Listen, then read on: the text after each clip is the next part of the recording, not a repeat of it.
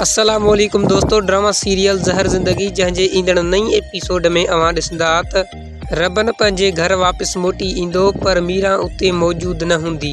छो त रबन मीरा खां मुंहुं मोड़े वियो हो। इन ई ॾुख में मीरा हमेशह लाइ रबन जो घर छॾे हली वेंदी।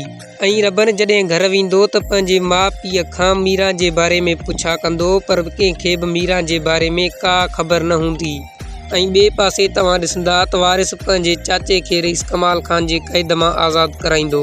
ऐं वधीक तव्हां ॾिसंदा त मरियम पंहिंजे नखरनि ऐं नाज़नि सां रईस कमाल ख़ान खे मस्तु करे उन सां शादी कंदी ऐं रईस कमाल ख़ान जे सॼी मिल्कियत पंहिंजे नाले करे छॾींदी।